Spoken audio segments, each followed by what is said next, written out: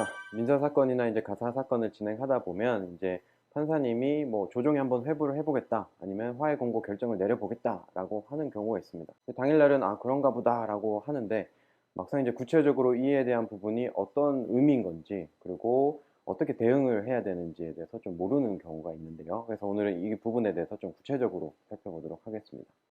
자, 이제 먼저 조정입니다. 이전 영상에서 이혼 사건에 있어서 이제 조정에 대해서 좀 살펴본 바가 있었는데, 민사 사건에 있어서 이제 조정의 경우도 크게 다르지 않습니다. 뭐 기본적으로 서로 이제 양보를 하고 원만하게 분쟁을 해결해라라는 취지인데, 아무래도 이제 판결에 있어서는 승소와 패소가 명백하게 이제 갈릴 수밖에는 없겠죠.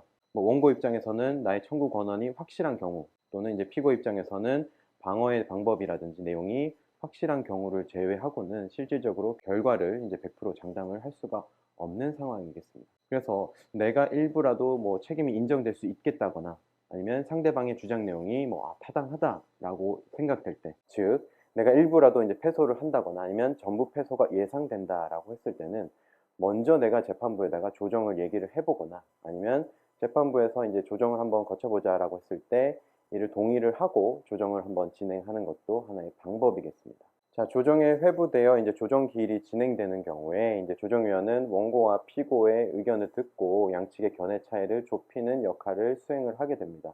한편으로 드는 생각이, 이 조정위원님 왜 내 편 안 두고 상대 편만 드냐? 그러니까 두 사이에 무슨 관계가 있는 거 아니냐? 라고 이렇게 생각을 하시는 분들도 있을 텐데, 사실 그런 거는 아니고요.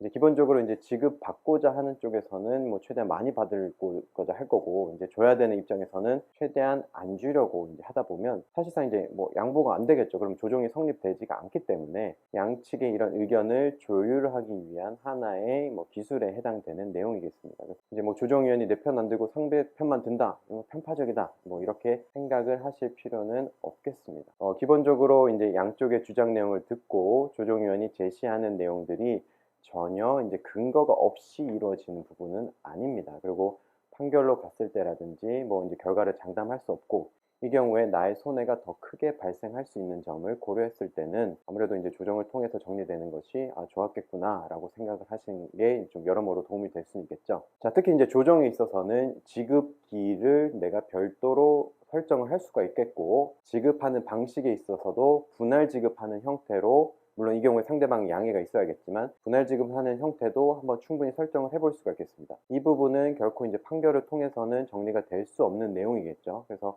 이런 부분은 이제 조정의 장점이 되겠고, 또 한편으로 이제 소송 비용에 대한 분담에 관한 부분을 살펴봅니다. 그러면 소가가 큰 경우에 있어서 이제 소송 비용 분담만 해도 이제 수백만 원에 해당되는 부분이 될 텐데, 만일 이제 조정의 경우에 있어서는 대부분 소송 및 조정 비용은 각자 부담하는 형태로 이제 정리가 되다 보니까 실질적으로 이런 소송 비용 분담에 관해서도 뭐 몇백만 원에 아끼는 절차가 될 수는 있겠죠.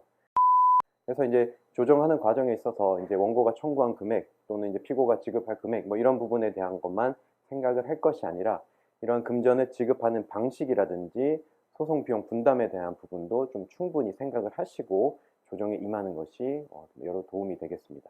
자, 다음은 이제 화해 공고 결정입니다. 앞서 말씀드린 이제 조정 같은 경우에는 이제 당사자 사이에 좀 어느 정도 협의점을 찾아 나가는 절차라고 한다 그러면, 화해 공고 결정 같은 경우에는 이제 재판부에서 직접 절충안을 제시하는 절차라고 이제 보시면 되겠습니다. 그래서 이제 그동안 제출된 자료, 당사자들의 변론 기일에서의 주장 내용 등을 종합적으로 고려를 해서 이 정도 선에서 서로 양보를 하고 마무리하는 것이 좋겠다라는 취지로 이제 화해 공고 결정을 이제 판사님이 내리기도 하는데요. 화해 공고 결정에 대해서 2주 안에 이제 이의를 하는 경우에는 화해 공고 결정이 취소가 되고 다시 판결 절차로 넘어가게 됩니다. 화해 공고 결정에 대해서 이의를 하지 않고 이제 확정이 되었다라고 하는 경우, 이는 이제 재판상 화해 같은 효력을 가지고 있고, 다시 말해서 확정 판결과 같은 효력을 지니고 있다라고 보시면 되겠습니다. 그래서 화해 공고 결정에 대해서 내가 이의를 안 하고 확정됐다 그러면 뭐 사실상 항소도 할 수가 없겠죠. 자, 변론의 진행 정도라든지 제출된 자료, 뭐 입증 방법, 주장, 이런 것들을 좀 종합적으로 고려를 해봐야겠지만, 대부분의 경우에는 화해 공고 결정이 변론의 막바지에 이르러서, 또는 변론을 종결한 이후에 화해 공고 결정을 내리는 경우가 많습니다. 자, 이를 한번 다시 생각을 해보면, 화해 공고 결정을 내린 판사님과 판결문을 작성하는 판사님이 실질적으로 동일하겠죠.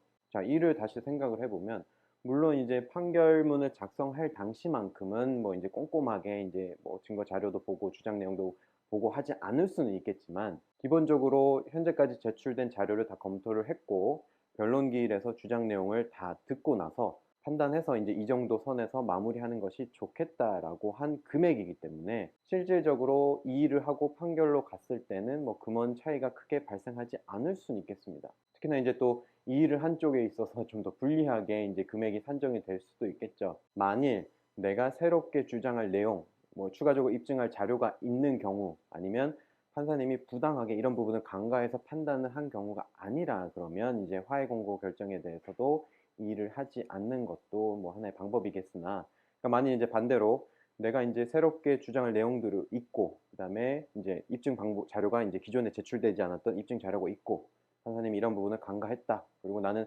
어쨌든 간에 혹시나 이제 나에게 불리한 판결이 있는 경우 항소를 하겠다라고 하는 경우에 있어서는 화해 공고 결정에 대해서도 이 일을 하는 것이 하나의 방법이겠습니다. 자, 화해 공고 결정 역시 이제 지급 기한을 별도로 설정하는 부분, 그리고 이제 소송 비용 분담 역시 이제 각자 부담하는 형태로 이제 정리되는 부분은 앞서 본 조정과 같이 하나의 장점이 될 수는 있겠습니다. 이제 다시 정리해서 말씀드리자면, 이제 내가 어느 정도의 패소의 부담이 있다, 주장 내용이라든지 이런 걸 비춰봤을 때 어느 정도는 패소 가능성이 있겠다라고 할 때는 말씀드린 이제 조정이라든지 화해 공고에 대한 부분을 좀 검토해 보시는 것이 필요하겠습니다.